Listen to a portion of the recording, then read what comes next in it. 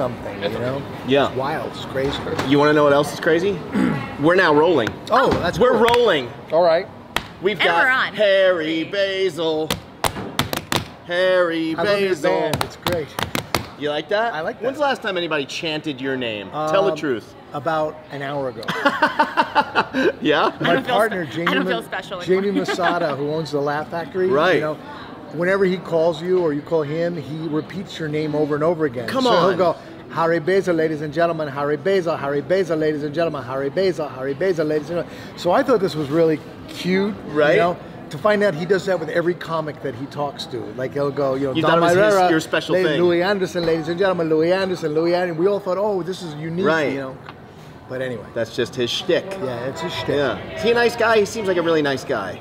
Jamie Masada? Yeah. He's the greatest. I've never met him. Is that He's crazy? great. He loves comics. He does so much.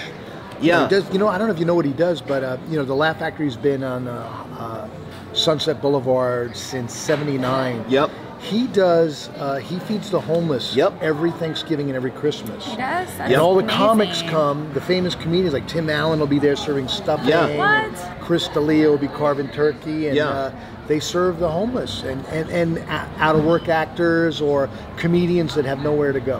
Yeah, that's really It's great. really terrific. Yeah, because I remember I used to drive by there a lot when I lived in LA, and it would always be on the side of the building. Right. Yeah.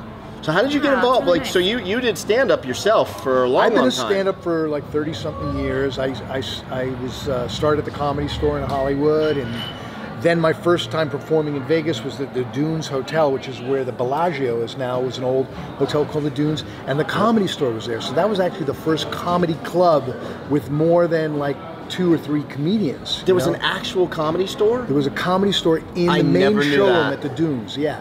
And that was in '84 that it opened. Yep. May 4th, 1984, my birthday, I was 24 years old. And the opening week was Louis Anderson, Argus Hamilton, Blake Clark, Jim Carrey, Paul Rodriguez, Andrew Dice Clay, and me. Any big names? Yeah, I know. And listen, the magazine cover said, "Unknown band of zanies invade the dunes." No. Yeah. Next time you're up in the Laugh Factory in the green room, it's on the wall. I was gonna ask, do you have it? Yeah. Laugh Factory here? Yeah, Okay. up in our club. I have the magazine cover framed upstairs, and it says "Unknown band of zanies invade the dunes." Pretty cool. That's pretty Wow. amazing. Yeah. Anyway, so I played the Comedy Store, and you know, then over the years the Improv and the Laugh Factory, and then I became pretty friendly with Jamie Masada. And when Brad Garrett had his club here, I was trying to get booked, and I found out that he was leaving. You know, he was opening a new room across the street, so I knew that that room upstairs was going to be available. And my partner at the time, Joseph Murray, was very good friends with Alex Yemenjian, who used to own the hotel. Okay. And I said, there's a great comedy room opening up. Brad's leaving. It was the Comedy Stop for 20 years, and it was Rodney Dangerfield's comedy club back in the 80s. I said, we need a brand. It's got to be, you know, either the Comedy Store or the Laugh Factory, and I was really tight with Jamie Masada. So we reached out to Jamie and said, we've got a room, and we all came here and saw the room and shook hands and made the deal, and it's been 8 years now that we've been going strong up there. That's awesome. Yeah. And I'm the sweat equity. I'm the general manager, the booker. My partner Joseph's the money guy, and Jamie's the brand, the CEO. That's great. Yeah. Now, do you still perform yourself? Yeah, I'm actually performing in a couple weeks. I'll let you know when I'm here. Yeah. I think it's the week of the 11th or something, like November 11th. Okay. Yeah. Oh, not yeah. next week, but the week after. Right around the corner. Yeah. Okay. I'm performing Monday through Thursday, and then a different headliner comes in on the weekend. You've got some great guys lined up over the next few weeks. Yeah, That's we've right. got It's like Dice, Dom. Then we've got Dom Herrera. Then we've got Greg Morton from America's Got Talent. He's the guy that did the Star Wars voices stuff. there. Yeah. He's going to be here New Year's Eve, and then Dice is going to be here New Year's Eve week as well for just 2 nights. And then we have Earthquake right now doing a residency, and Faison Love is coming next week. Wow. From Couples Retreat, and, you know, a bunch of Elf. Yeah. Remember him in Elf? He's he's the African American guy in the department store. Yeah, the manager. Santa's coming. Santa's coming. You know, that's the Yeah. Anyway, so that's exciting. And then Rodeo Week, we have John Wesley Austin, who's like a cowboy comic. You know, we try to mix it up. You know. Do you like the booking side of it? I do. You know, one thing is I get to find new talent, but then I also get to book guys that are old school buddies like Dom Irrera.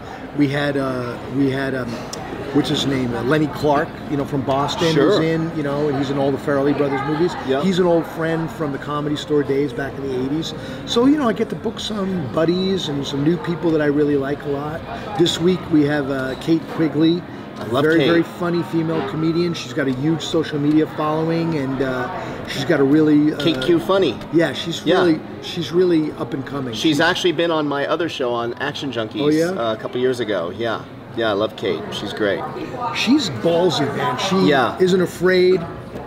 She has so much confidence on stage, and she's very funny. She Instagram started taking her posts down. But she used to do a thing on Instagram. She would post, you'll appreciate this, Nat. She used to post things that stupid things guys would DM her. She would just post. Like screenshot and screenshot it, and she would blur out their name, I think. Right. But she would just post the actual content. Stuff, these guys say the dumbest things to her. It's so crazy. And she would but her comebacks are great. Last time she was here, we had some weird, almost like a stalker. You know what I mean? But he kept buying tickets to come back to see her. So I was like, all right, fine. Okay. As long as security keeps him Keeps at an bay. eye on her, yeah. Kate's easy on the eyes. Okay, So, that's what I'm picking up. Yes, Picking up that she's a good-looking lady. Yeah. Gotcha. She's beautiful, yeah. Now, you used to tour with Rodney Dangerfield. Yeah, I was his opening act for like 17 years. You must have stories for days. It was great. He had these HBO specials, young comedian specials back in the 80s. Yeah. That he introduced guys like Sam Kinison and Andrew Dice Clay and Seinfeld and all these comics that were on it. So I was on the very first one. And then after he did about 2 or 3 specials, he decided to do like a show, Rodney Dangerfield and Friends. I remember that. It was basically like a live tour with some of the handpicked guys from his specials. So I did it with Bob Saget and Robert Schimmel. Yeah. And it's the first time Rodney ever saw my whole act. And we were in Long Beach at the Performing Arts Center, and I got a standing ovation. And he was like, "Man, you want to open for me?" So I started opening for him on the road. And then one week he goes, "Man, your whole act is spoofing movies. Have you ever written a script before?" And I said, "Well, I just read a book on screenwriting." And which book? Was it the Sid Field? How to Write a Screenplay in 21 Days. Yeah, okay. And it was given to me by Steve Odekirk, who's a famous director, and wrote the Ace Ventura movies and Bruce Almighty. And so I read this book, and Rodney showed me a treatment and said, "Do you want to write a longer treatment with me?" And I did. We took his 10-page treatment and turned it into a 35-page treatment. And then he goes, "Hey, Ben, you want to write the script?" And he kept paying me. Like, I bought my first house with this money. And he originally told me, "You're not going to get credit, that it's his idea." So I was like, "Okay, fine, I'm making money." So we wrote a screenplay. And then at the end of the screenplay, he said, "I'm going to give you writing credit because you put a lot into this movie." Wow. And cut to 10 years later, I directed the film. It was my first movie that I directed. It's called The Fourth Tenor. It's an opera comedy where Rodney owns a restaurant with singing waiters in New York, and he falls in love with this waitress, this singing waitress, and she tells him that she can only love a man who can sing opera, but he can't sing a note, so he goes to Italy to learn how to become an opera singer. And it's a really sweet, it's kind of like Moonstruck. Yeah. It's got a lot of funny Italian actors. Vince Schiavelli's in it, the guy from Ghost. Get off my train. Sure. Richard Libertini and Robert Davi is in it. And we made it it was like one of the last movies he did before he died, 2001. And I got to direct it. It was my directorial debut. I need to see this movie. Yeah, it's really cute. It's called The Fourth Tenor. Okay. Yeah. Yeah. Can I find it? I think you can get it on like Amazon Prime or something like that.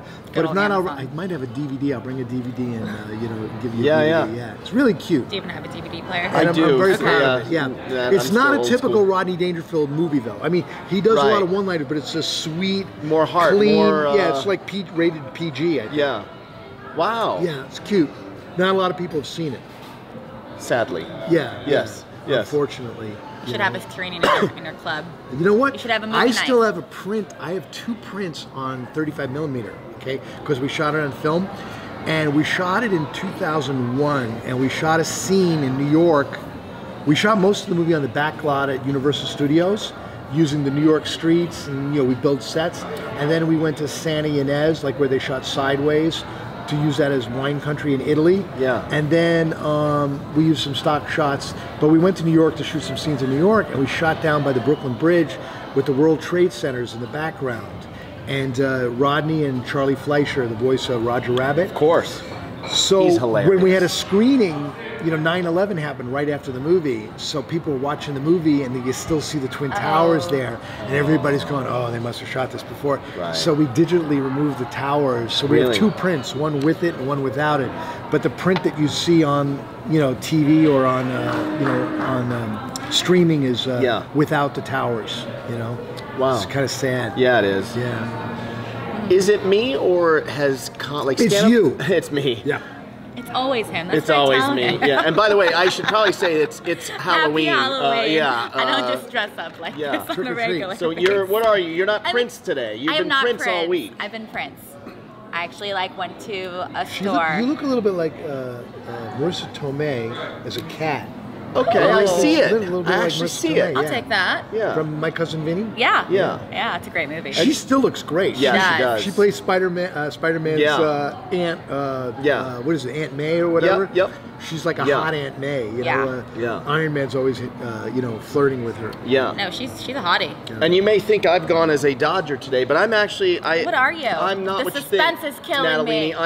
I'm a Dodger coach because I'm there old. you go. Yeah, I'm going as a coach. Yeah. So. Nicely done. No, you said dress up. This is just. I asked him. Well, I know we talked about Yeah. dressing up for this episode vaguely last week. Yeah. And then I texted him at 1. I'm like, are you wearing a costume? Yeah. I'm like shit.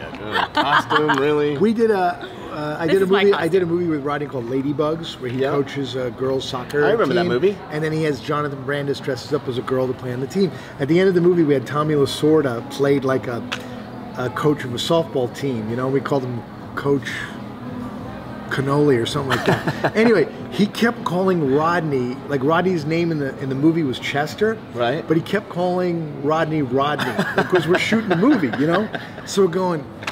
So he's going, listen, Rodney, and he's going, Chester, right? He's going Chester. Yeah.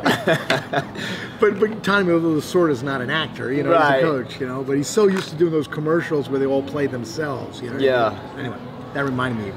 You gotta love Tommy. I had a meeting. I've known Tommy since I'm 6, 7 years old because we had season tickets and stuff, and he's been friends with my dad forever. And I had a meeting with him. He's getting older now, obviously. He's got to be in his 80s. I want to say he's 90. Oh, God bless him. I feel like he's 90 because my dad sang to him Happy Birthday at Dodger Stadium during a game for his 85th, and that was about 5 years ago. So I think he's 90. Forgive me if I'm wrong, but when he was around 85, but he looks 89. He does. Yeah, he does. He's like a youthful he's had work 89. done. Yeah. But when he was like 85, I had a meeting with him, like a business meeting, at Dodger Stadium in his office. And you gotta love him. He's literally. This is to tell you how good I am at pitching. I'm pitching him this idea. And pitching like this kind of pitching? No, like verbal, like verbal pitch. Okay. Yeah. And he's falling asleep while I'm talking to him, literally. And I'm looking at my friend Colin. Shout out to Colin Gunderson, who was his assistant at the time. I'm looking at him like, what do I do? Like, I love it. Like, it's broad daylight, and he's just falling asleep. And then he would like wake up, and I just kept going. Like, I just decided like, okay, it's not going to happen. Yeah. But this is just like this is going to be a great memory. This is a great story. And I've been calling him Uncle Tommy since I'm little, and this is just a cool Uncle Tommy story. Rodney used to fall asleep when we were we're working on a movie, and sometimes I'd be reading the script out loud, and I'd see him that he's kind of falling asleep in his chair. So I'm going, all right, do I wake him? What do I do? He's asleep. So I would go like this. I would kind of be asleep, and I wait for him to wake up and see me asleep, like we were both just napping. And one time his wife Joan walked in, and we're both like asleep on the table.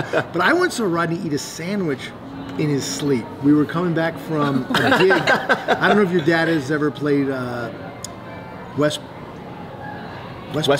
Westbury, yeah. Westbury Music Fair. In the round, okay? Yep. So we're driving back into the city from Westbury in a limo, and they had all those roast beef and sandwiches and everything in the green room there. So Rodney made a roast beef sandwich. He loved a roast beef sandwich, right?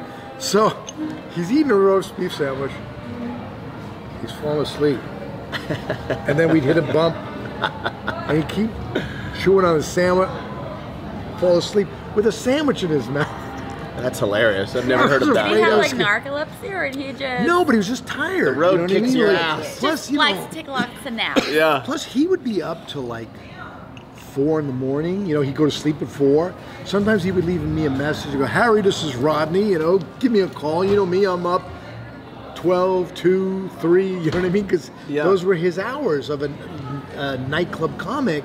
And then he'd go to sleep at like 3 or 4 and wake up at like 1. Right. You know, and that was the his, schedule for all entertainers, really. A lot of those guys. The vampire Yeah. life. Sinatra. Yeah, and my all those dad guys. for Yeah, sure, yeah, 100%. yeah. My dad used to fall asleep. I remember being really little, and he would be like, I remember one specific time he was working at Caesars here in Vegas. And, you know, I was like maybe 9 or 10 years old, so there's nothing to do for a kid in Vegas besides circus back then, right? Yeah. You know? And I remember like looking at the clock, like it's like 2 o'clock in the afternoon, like he's still asleep, and it's just me and him, and I'm like, there's no cartoons on TV, there's nothing on for me. And I remember going into his room, and you know, in the hotels you can get it so black, like pitch black, you know, but he smoked back then. And I could find where where the bed was, just he would literally wake up and he'd light a cigarette, and then he would fall asleep smoking. Oh, that's And he'd fall dangerous. asleep with the cigarette either in his hand or in his mouth. That's so but I would dangerous. just be guided to that little orange dot. That's dangerous. You know, and I would find him. But yeah. Rodney Yeah. had a joke, no respect or something like that. Right. I fell asleep with a cigarette in my mouth. My wife lit it. He was the best. Those specials, I mean, I want to say it was 86 was when Dice and Kinnison were on that one, Yeah. 85 Was it was the first okay. one. The first one had Kinnison, Yakov Smirnoff, Louis Anderson, Bob Saget, Rita Rudner, and myself. Okay. And then the one after that had Roseanne, Robert Townsend, Jeff Altman, Kinnison again, Bob Nelson. I left out Bob Nelson. And then the third one had Dom Schimmel, Barry Sobel, Lenny Clark. Dice was the breakout. Was that the- one. yeah. He was doing I remember- arenas. yeah. He was doing arenas right after that. With my high school buddies, I remember watching that. I don't think to this day I've laughed harder than that first time. That whole special from start to finish, and then Dice just puts you away. Back then, this is pre-YouTube, pre-internet. Yeah, these guys are on an HBO special that Rodney's hosting, and then the next day you go out on the street and 100 people recognize you. Right. I mean, today you could do the Tonight Show, and nobody could never even know. Totally. Because who turns in, you know what I mean, all the time and stuff like that. So oversaturated now. The last guy on the Tonight Show to really break out was Drew Carey. I remember Drew Carey, he did it when Johnny was on, and he did a bit where he had a tie in his own already, and he would put the tie up. He had cardboard in it, so he could make it look like he's running, and the tie is going like this. But I just remembered the next day, everybody, oh, that guy, that nerdy guy, you know. And then like cut to like a year later, and he had a sitcom and stuff like that. But I think the shows that do that for you now are the competition shows, like AGT. Yeah. You know, and Chelsea Lately was a good show for comedians too. Like there were a bunch of comedians that became famous. Lonnie Love was on that, and that's right. Mm-hmm. Josh Wolf, and you want another round? Yeah, sure. Let's get you another Diet round. Coke. Thank you so much. Hit us again, Miriam. But you know, back in the heyday in the 70s when your dad was at the top of his game and had his own show, you know, there were all those shows that you could do, you know, Mike Douglas and Merv, Dinah Shore, and the Tonight Show, and then Sonny and Cher, Dean Martin. You know, people existed. You know, Rich Little became a star from all of those shows. You know, so many personalities. They would go, and then on game shows like I'm sure your dad has done what is the Pyramid Show? What was that show called? $25,000 Pyramid. Yeah, for sure. Yeah. Those shows were great. All those game shows, Hollywood Squares. And they paid well back then too, I think. You know, like you could just... It was a cool thing to be on them. Match Game and all that stuff, you know? The 80s and early 90s was like the big comedy boom. True. Right? And then it seemed like it went away. And now I feel like the last like maybe 2-3 years, seems to be back. In the 80s was the comedy boom. HBO, Showtime were doing those specials. Guys were becoming superstars like Dice and Sam, like right away out of those specials. The young comedian specials, A&E, Evening at the Improv, There were a couple of things like that. VH1, MTV had some comedy shows. Then all these comedy clubs popped up all over the place, right? And they were like, we're doing such good business without having to book a star. Just the clubs, Right. yeah. So they were booking feature acts or opening acts as headliners. So all the guys that were on the TV specials and all, they weren't getting the bookings because they're being cheap, and then these clubs started to close. I remember. So and big name clubs were closing. Yeah, in the late Right. 90s, there were like tons of, now there's still a lot of improvs all over the place, but there were Funny Bones, Right. all these club chains, and like, you know, maybe they were paying headliners, normal headliners, like $3,500 for the weekend. You know, now they're going, well, we could pay $1,500 and just book these guys and make money off the food and drink. Right. Then they That's wound why up, I worked a lot. then they wound up, Oh, now it's then all they coming wound up in. papering the rooms. You know, like they were Right. giving away free tickets. Now in town we have a thing called house seats and filler seats, and people pay membership to be a part of it. And you can go to a show for free. It's great when a new show starts out, Yep. you know, and Spreads the they just word. need to get people.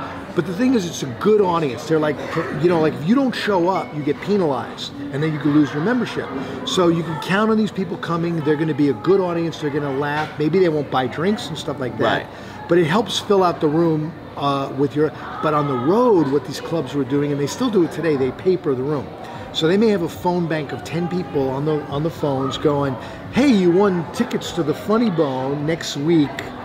You know, Bob Zaney's the headliner, but you got to use it on Thursday and Friday. You have 4 tickets, right? Would you like to go?" No, I can't. Well, then can we call you for the next time?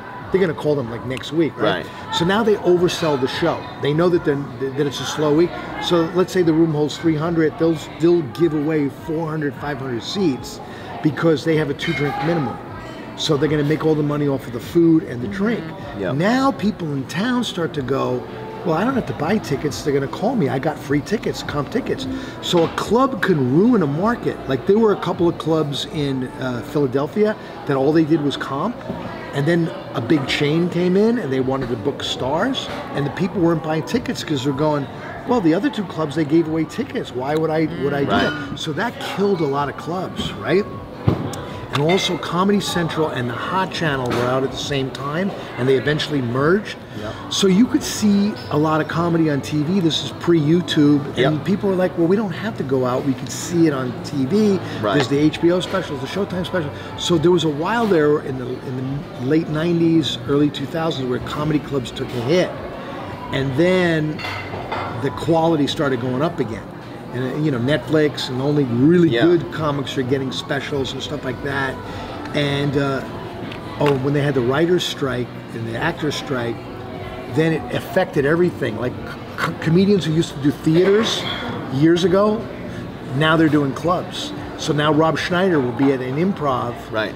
and then Harry Basil or Bob Zaney gets pushed down, and we don't play that room anymore. We're playing Chuckle Nuts or whatever, the smaller B room in town, Right. because that club is getting all the SNL guys and all the big stars.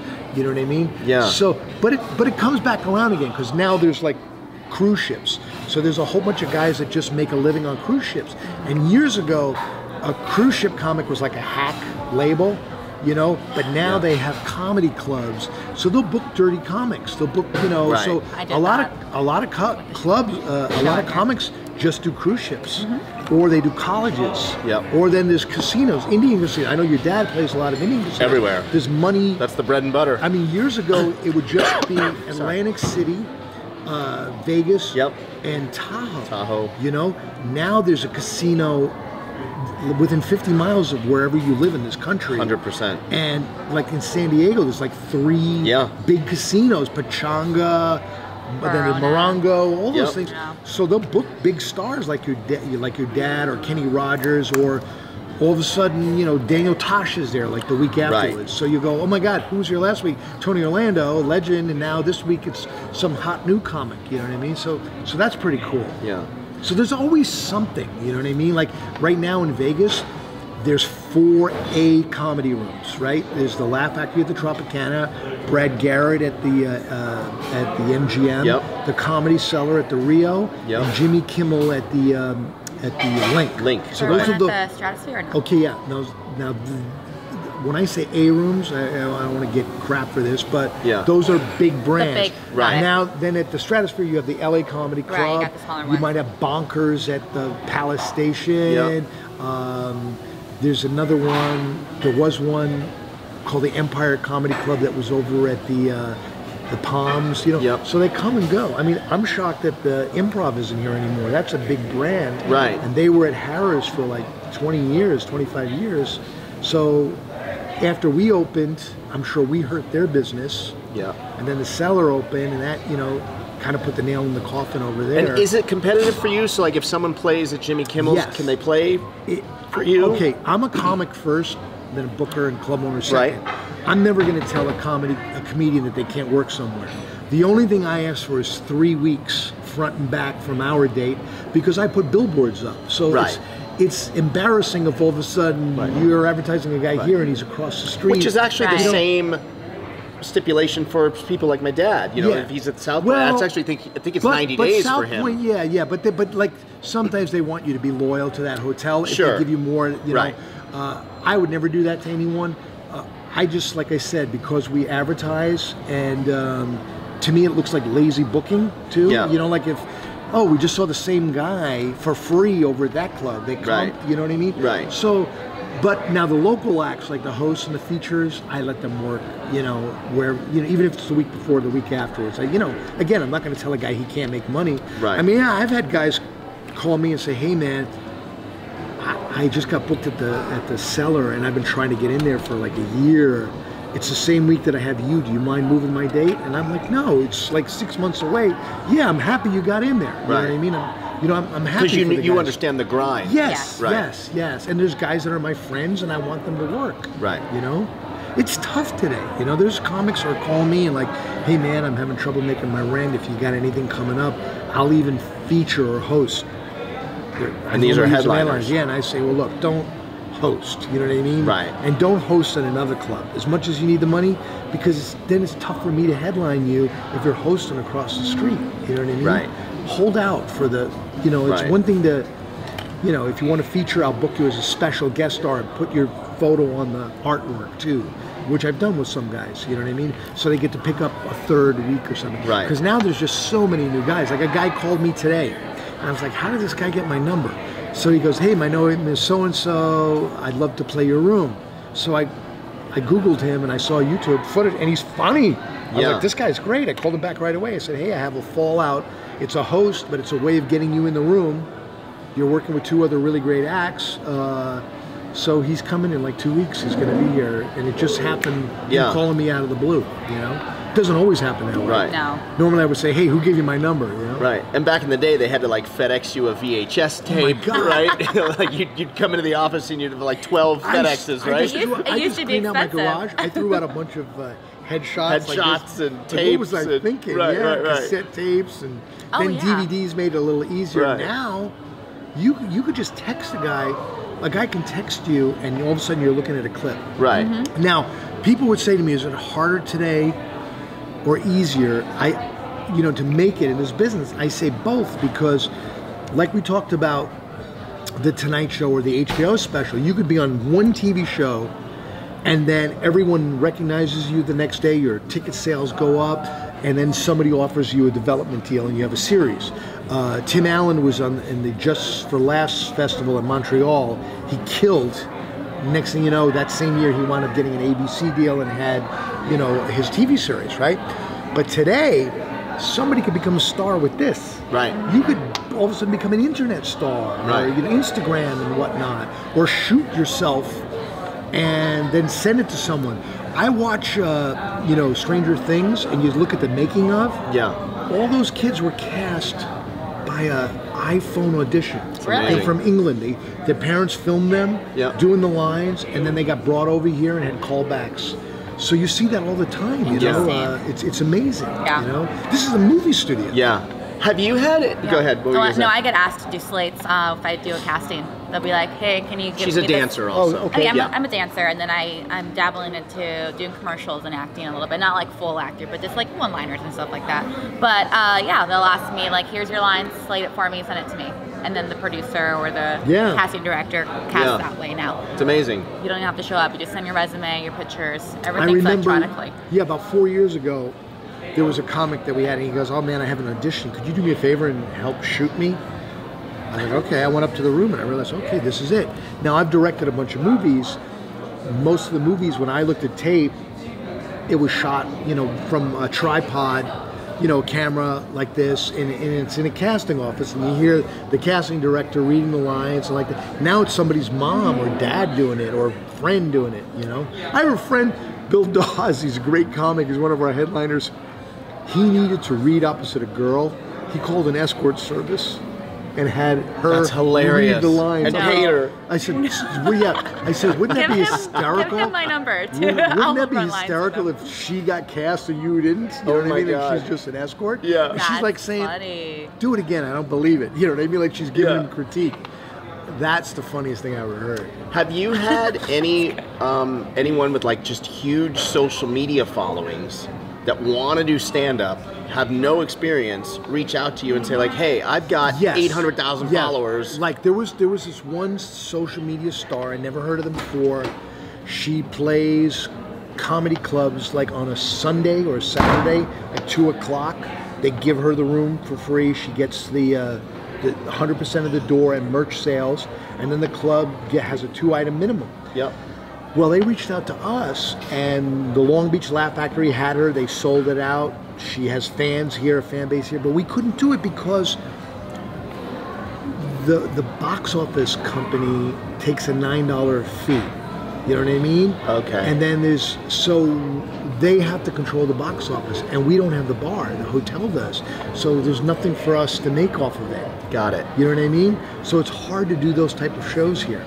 Like we were going to book Doug Benson. Doug loves movies. He's got this huge podcast and he does it live. Yeah. Well, all of his fans are stoners, right?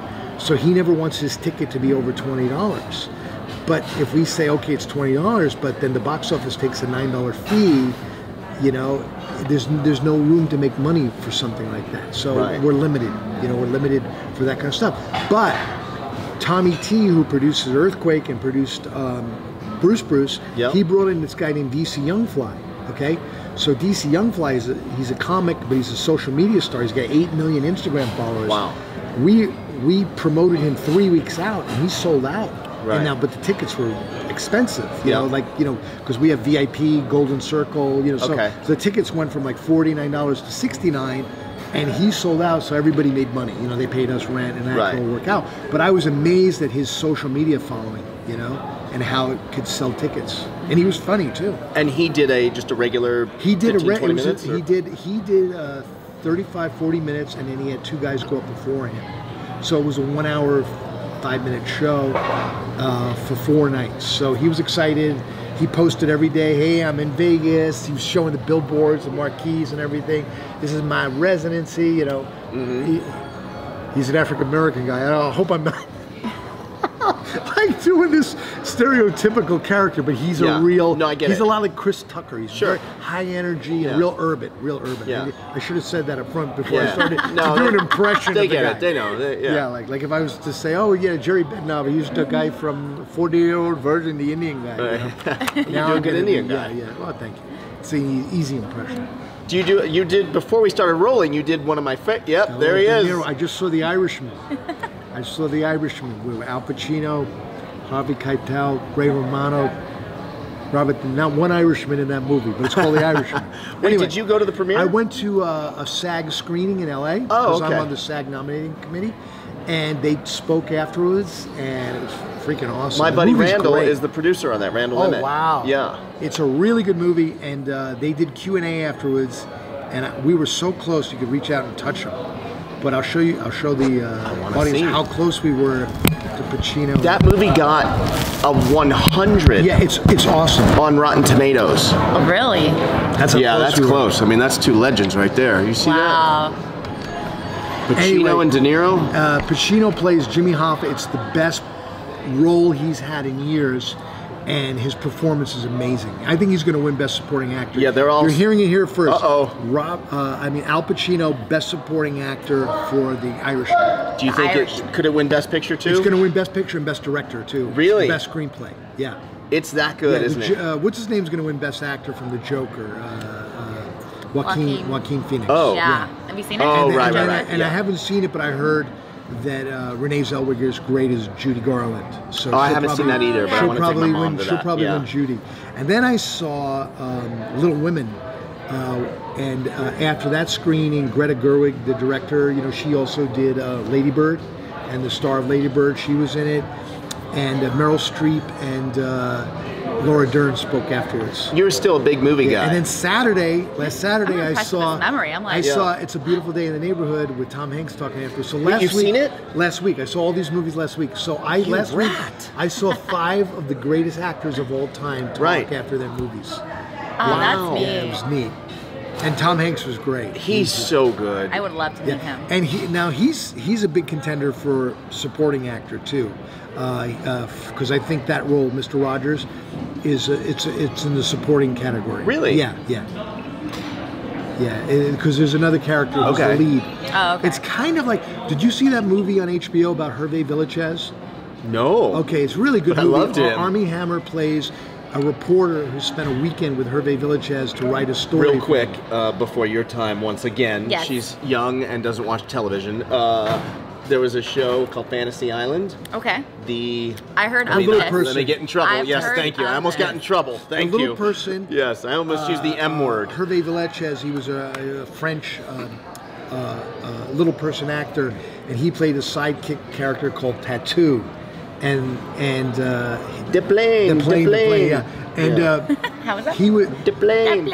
Every episode began with a plane arriving with all of these people on the island, and then they all had fantasies. They got was a good show. The opening credits were him ringing a bell, going "That plane, that plane." Yeah. He was also in a James Bond movie called The Man with the Golden Gun. He played a sidekick in that called Knick Knack.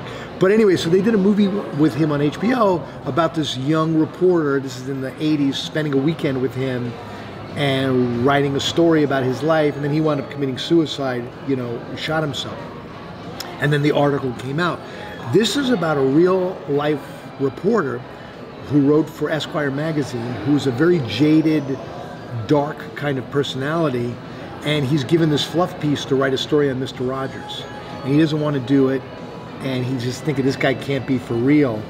And then he finds out he is for real, and there's nothing derogatory you can write about him, and how Mr. Rogers changed his life because of the things that were going on, the personal things and tragedies that were going on in his life. Yeah.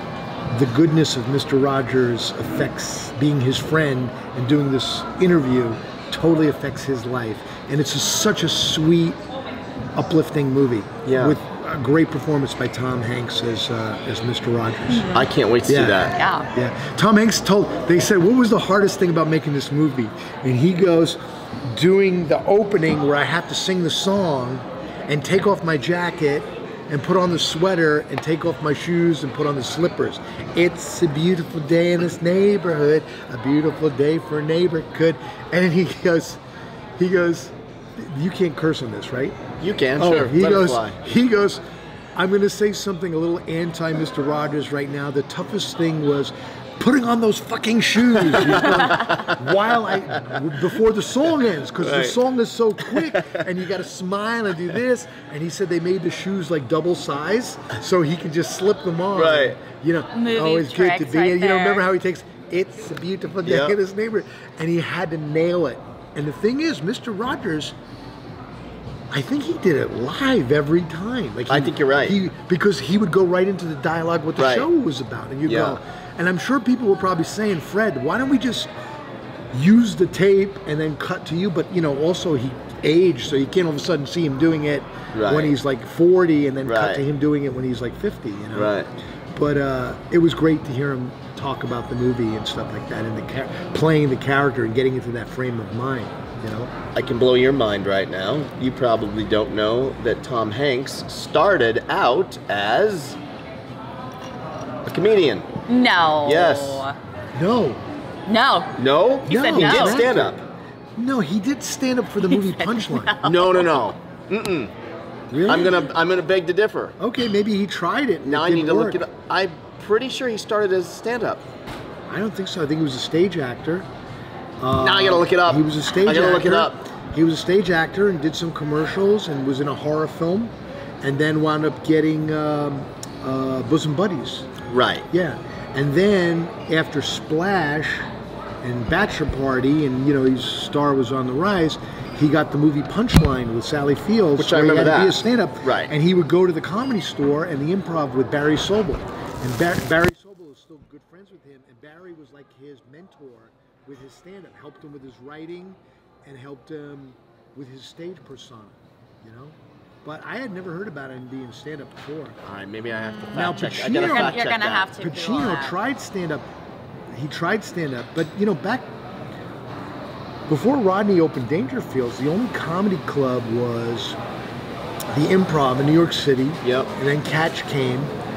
But there were no comedy clubs. Back in the day, you play these places like the Glass Hat or the Copacabana, and a comic went on before the music act. Right. And then there was only a handful of guys that were headliners, like Bob Hope, you know what I mean, Jack Benny, Henny Youngman. Yep. But they would still play nightclubs, and there might be, a music act that was the headliner. Yeah.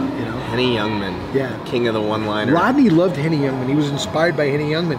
And back in the old days, the movie theaters in New York, like the Paramount Theater, comics would go on before the movie. Okay?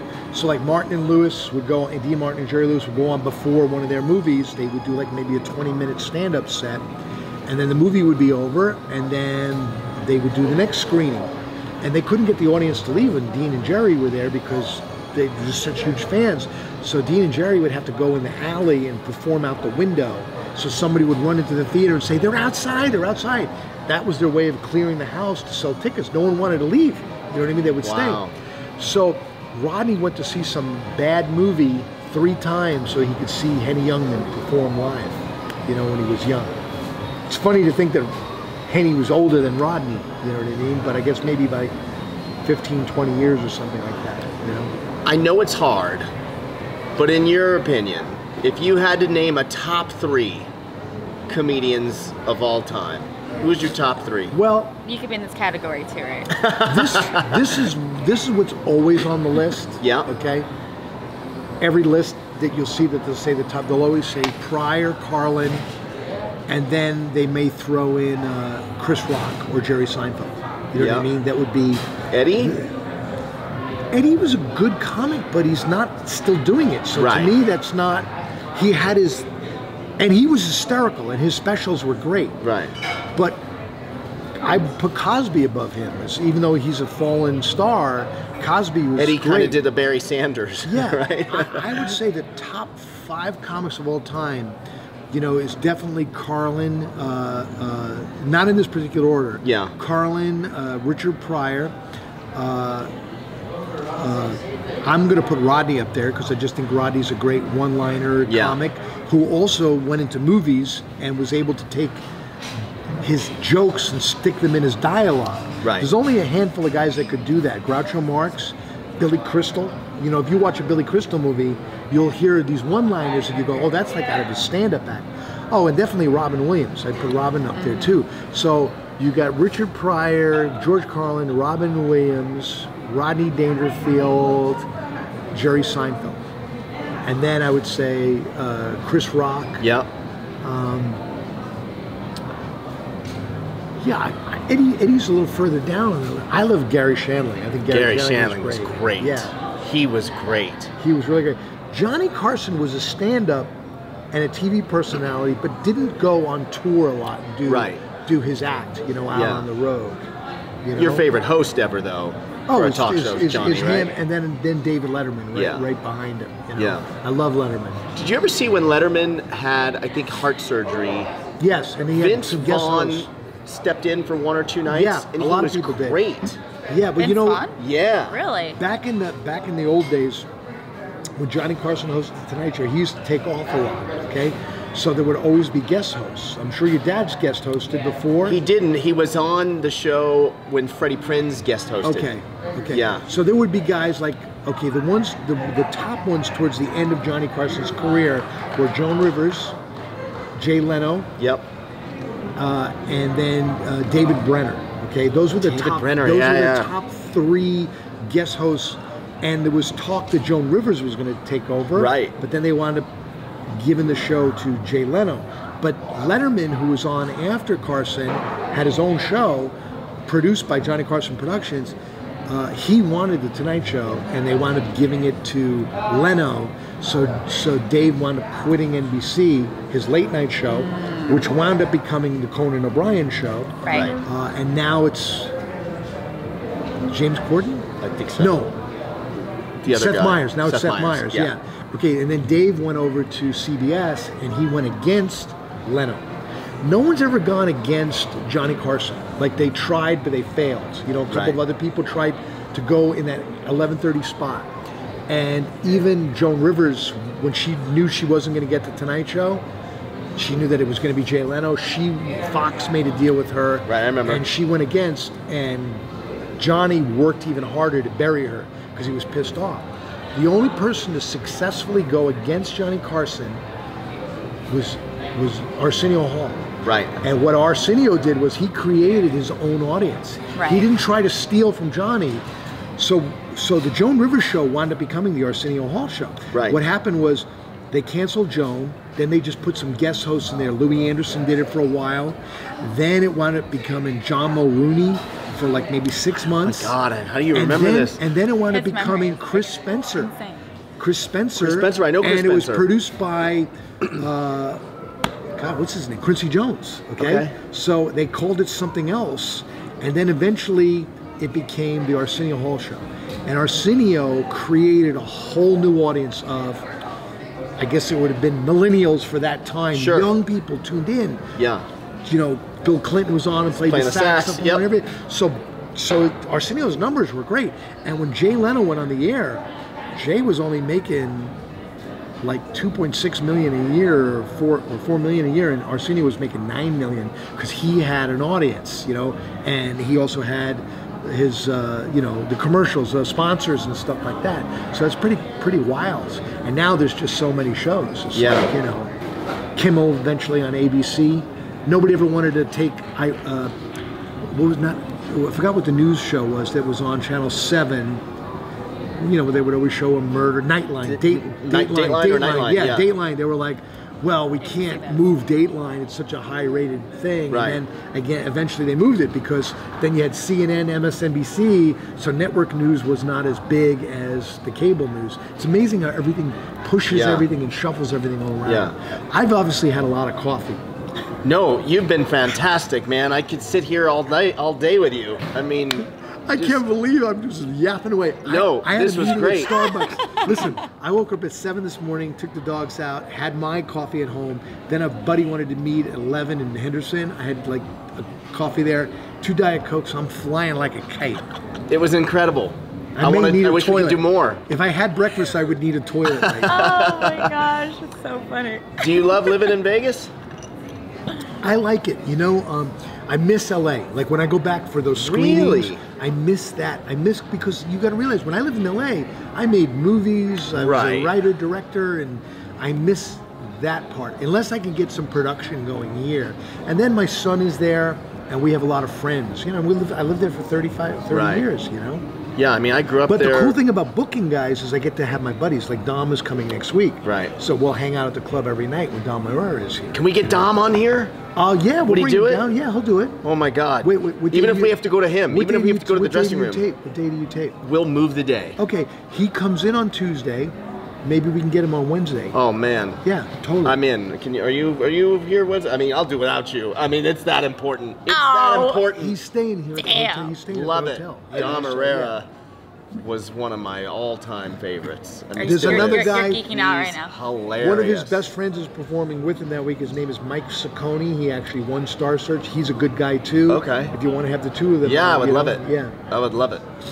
Man, Harry, thank you so much. My pleasure. Thank This you was for so coming. nice to meet you. Yeah, so nice to meet Harry you. Basil with the Vegas Junkeez today. I love it. Yeah, you could go to troplv.com or laughfactory.com to find out who we have coming up. Yeah, check it out. All right, guys, we'll see you next week. Meow meow. Meow meow.